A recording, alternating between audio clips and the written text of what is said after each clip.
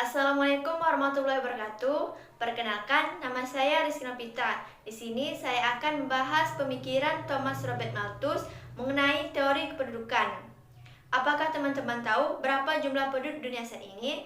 Ya, hampir mendekati 8 miliar, yang dimana selalu mengalami peningkatan setiap tahunnya.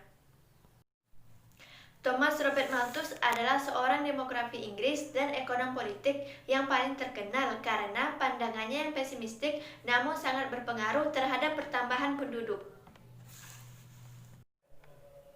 Di dalam buku The Principle of Population tahun 1798, Robert Malthus mengatakan bahwa pertumbuhan manusia itu seperti tumbuh-tumbuhan dan binatang, yang dimana selalu berkembang biak dengan cepat apabila tidak batasi, maka akan memenuhi sebagian permukaan bumi ini.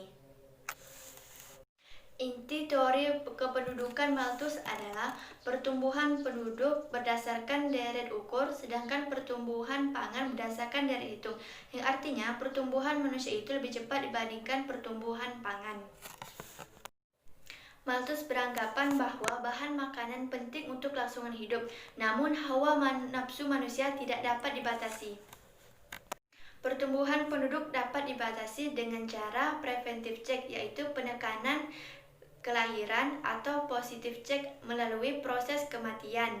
Preventive check dapat dilakukan dengan penundaan perkawinan atau program KB, sedangkan positive check dapat dilakukan dengan penghilangan nyawa atau karena proses alamiah seperti bencana alam atau tsunami. Kelemahan teori Malthus adalah karena ia tidak yakin bahwa ilmu pengetahuan dapat meningkatkan produksi, dan ia tidak memikirkan tentang teknologi dan industrialisasi dapat meningkatkan taraf hidup masyarakat. Penerapan teori Malthus yang masih ada hingga sekarang yaitu seperti program KB, penundaan perkawinan, wabah penyakit seperti COVID-19 yang terjadi saat ini, atau bencana alam. Mengapa kita bahas penduduk dan ketahanan pangan? Karena ketersediaan sumber daya alam sangat penting untuk kelangsungan hidup manusia. Namun, teori Malthus ini ternyata ada juga ditolak oleh beberapa pemikiran, yaitu karena kita dapat melakukan revolusi pertanian, kita dapat melakukan kemajuan teknologi, komunikasi, dan industri, dan kita dapat membuka lahan-lahan baru. Teori Malthus memang benar dan berlaku sepanjang masa, namun para pengikut Malthusian ini memberikan sedikit revisi mengenai teori Malthus. Oke, hanya itu yang dapat saya sampaikan. Kurang lebihnya mohon maaf.